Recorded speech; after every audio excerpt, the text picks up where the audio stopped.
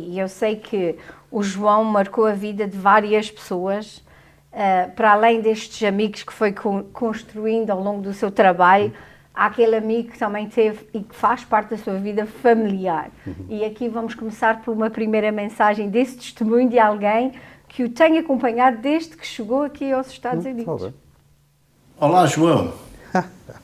Muitos parabéns por esta bem merecida homenagem que te reconhece como excelente profissional que és e também os teus méritos como grande chefe de família e como amigo. Tenho honra em chamar-te amigo, mas como tu sabes, tu és muito mais que isso. Tu és família. Já nos conhecemos há imensos anos, nós fizemos tanto juntos, vimos os nossos filhos crescerem como primos e agora só desejo que tenhamos a oportunidade de desfrutar de muitos mais anos e que tenhamos a oportunidade de fazer umas viagens, uns almoços, uns jogos de sueca e também ver os nossos netos crescerem juntos. Muitas felicidades, João. Um abraço. Portanto, os nossos telespectadores de certo não conhecem, mas é o meu padrinho de casamento. Somos amigos há 50 e tal anos. É o Fernando da Silva, a mulher dele, a Clarice, que é de São Miguel. Ele é do continente, mas aí está uma mistura ideal. Somos amigos desde aquele tempo. Eles casaram-se uma semana antes de nós. Regressaram da lua de mel para virem ao nosso casamento. Os nossos filhos são amigos do mais íntimo que seja possível, porque os filhos deles foram criados com a minha mãe. A minha mãe é que era a chamada babysitter naquela altura, porque nós precisávamos de trabalhar e era preciso uma pessoa de confiança para cuidar dos nossos filhos. E então a minha mãe, que deixou de trabalhar uns anos antes, é que foi, eles ainda hoje chamam, é a avó prazer, os filhos dele. Portanto, são os amigos e do mais chegados possível.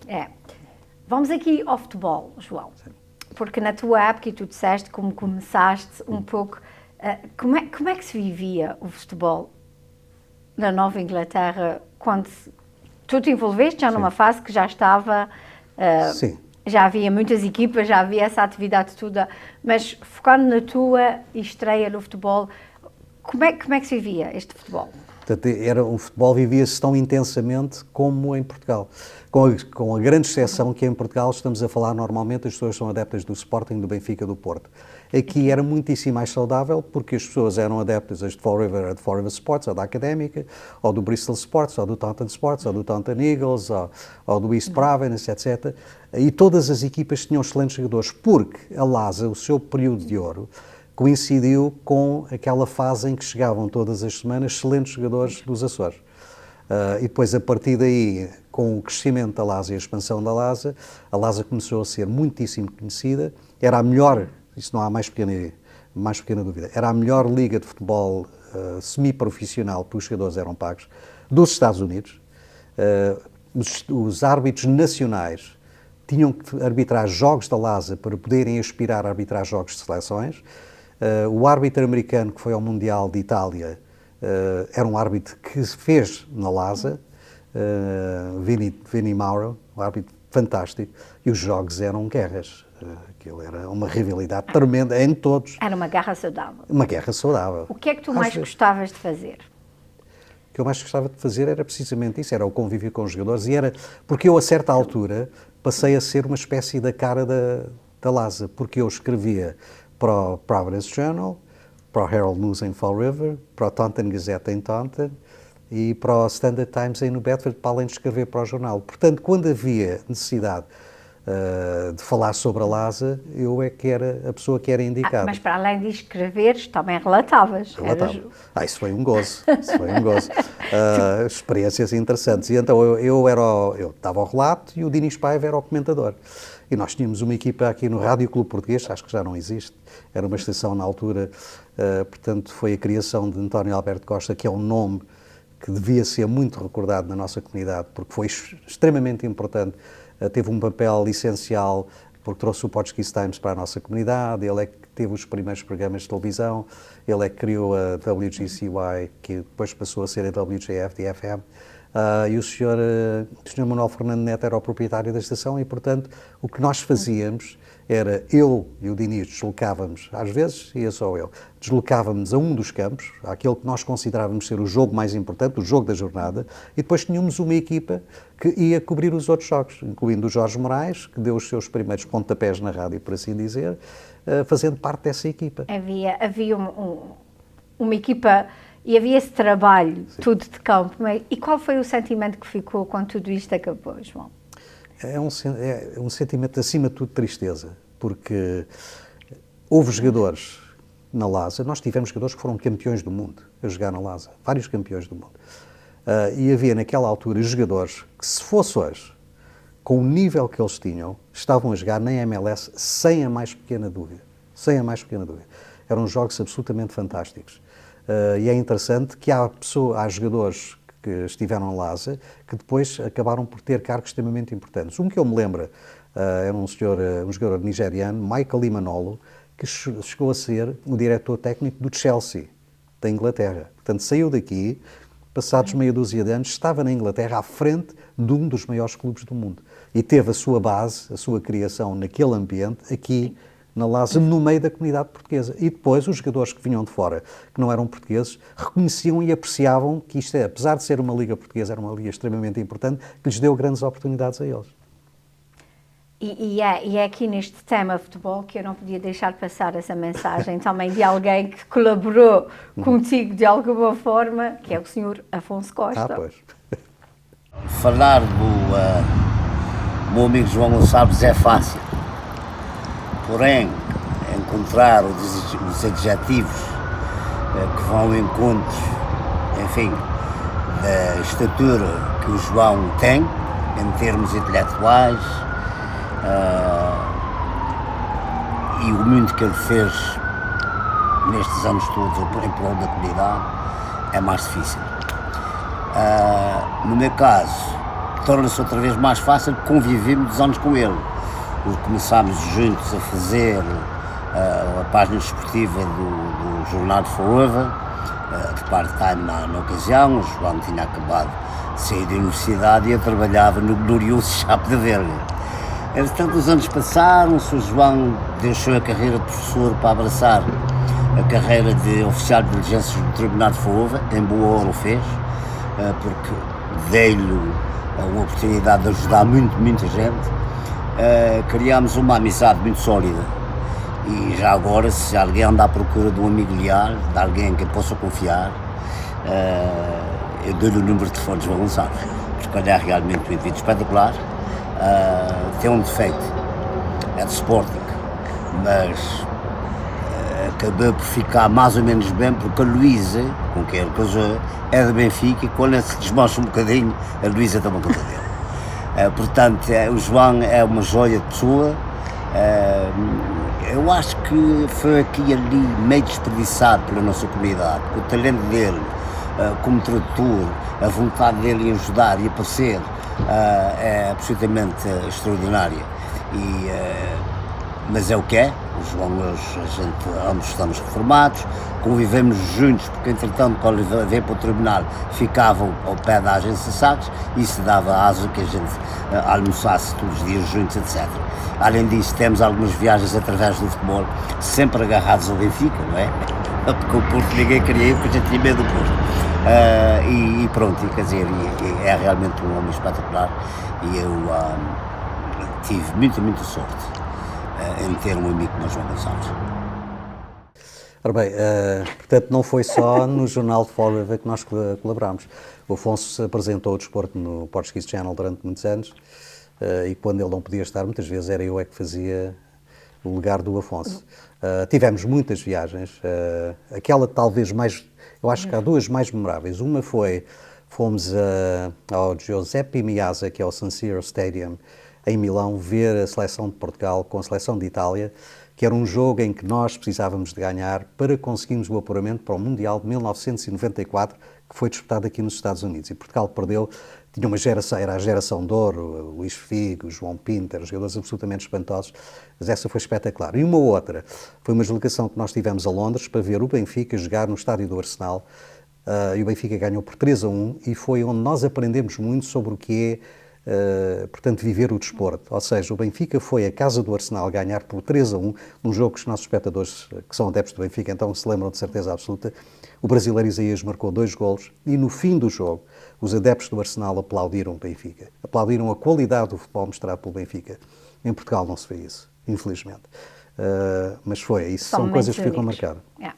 Mas há bocado perguntavas se há alguma coisa que eu... isso aí quase ninguém se vai lembrar de certeza absoluta. Que eu fiz, que realmente eu tenha sentido grande orgulho a fazer, foi quando eu estava na WJFD-FM pela primeira vez, eu tive 2 ciclos lá. Durante quase um ano eu fiz em direto e em simultâneo, às 11 horas da noite, a tradução do canal, do noticiário do Canal 6.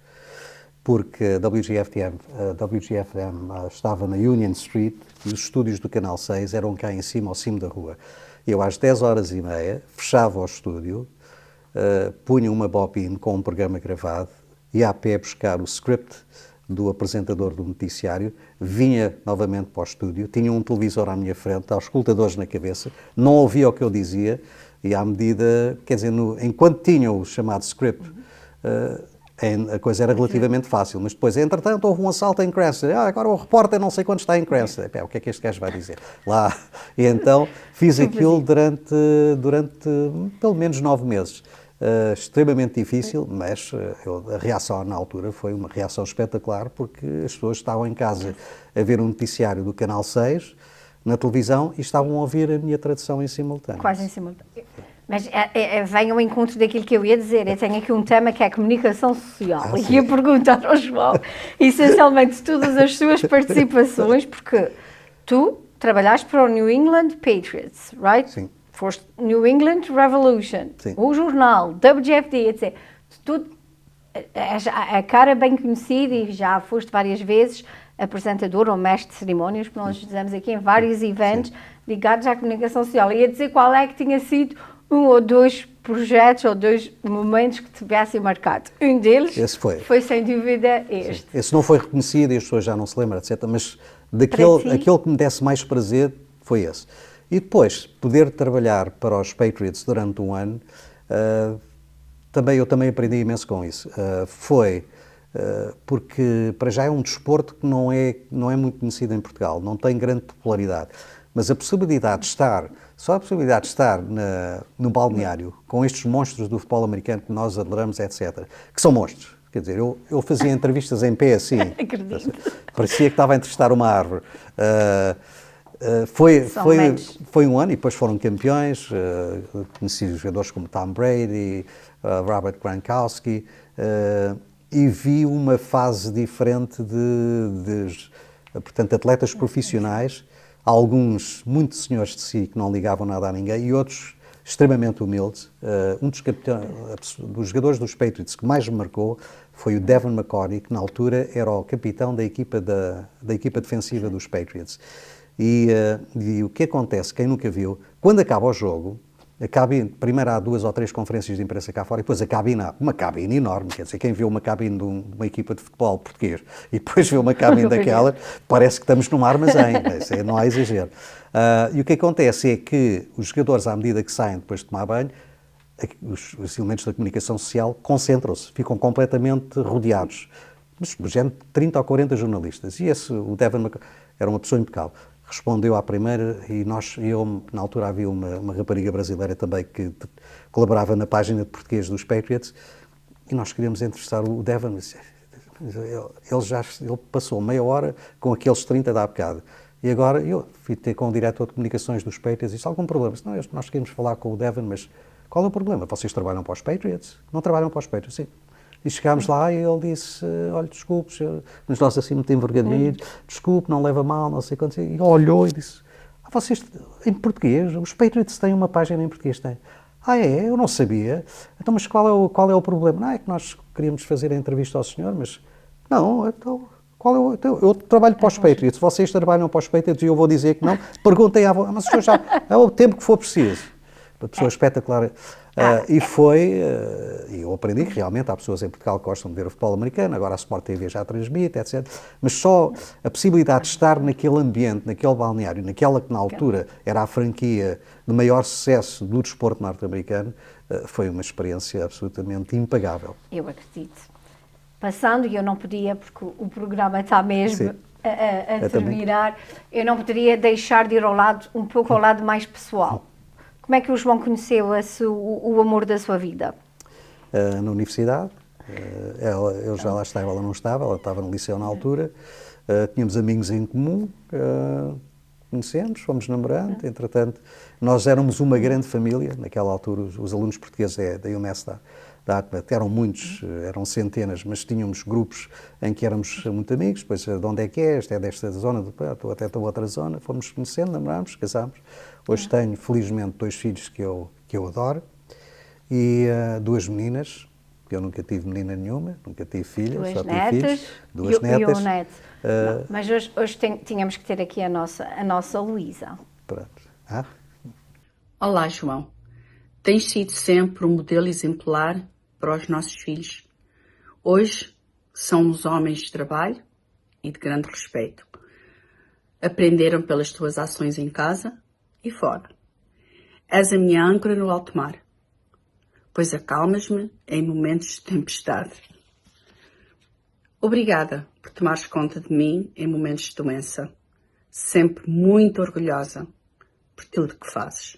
Beijinhos. Hey Dad, it's me, your favorite second-born son. Just want to take a quick minute and let you know and remind you of how proud I am of you and everything that you've been able to accomplish in your life and your career. When Mom told me this afternoon that they were doing the segment about you and all your accomplishments, I couldn't have been more proud. Watching you from when I was young and you bringing me everywhere, which I loved and beyond grateful for. It's always been inspiring to watch you up on stage, doing all the speaking that you've done, attending all the things you've attended for our Portuguese community. It's probably in the thousands at this point. So when Mom told me about the good news, I was so happy and proud of you that they are doing this for you, and it's obviously well-deserved. I don't have to be biased to say that. But I also wanted to let you know how extremely lucky and blessed Adrian and I have been to be able to call you Dad. There's been no better role model in my life than you. It's been you first. You're who I aspire to be and have had the most profound impact on me growing up and become the man I have. I have you to thank first and foremost for that. I only hope to be the same kind of man that you are and do the same for my family as you have done for me and continue to do for us. So for that, I say thank you, Dad, and I say I love you, Dad, and I, again, am so happy and proud of you for what you've done. So love you, talk to you soon, bye. Hi, John. No one deserves to be recognized more than you do. What you do for the Portuguese community is absolutely amazing. We are so proud of you, and we are also so grateful for all that you do for us and our family. You're always there for us no matter what. Whenever we need you, without a doubt, we can count on you. Thank you again, and I love you. Hey, Vim. Thank you. I love you so much. I'm so grateful that I have you as a grandfather. Love you. Bom, sim, exatamente. Esta é a parte mais pessoal, parte da família. E sei que o mais velho, que não podia gravar a mensagem de vídeo, deixa essa mensagem na voz do seu pai, que vai ler o que o seu filho mais velho escreveu. E vamos aproveitar para ir passando algumas mensagens, depois umas fotografias da família dele também. Ele diz que ficou extremamente contente por ouvir... Podes ler aí. Okay. Hi, Dad. It was awesome to hear about this when Mom told me, and certainly not surprising, but well-deserved. I've always been super impressed with how good you are at doing the things you do, journalism, radio shows, emceeing of big events. You always make it look so effortless. My being a dad now and looking back on my childhood, it's crazy impressive what you were able to do, juggling multiple jobs while finding time to coach both of us.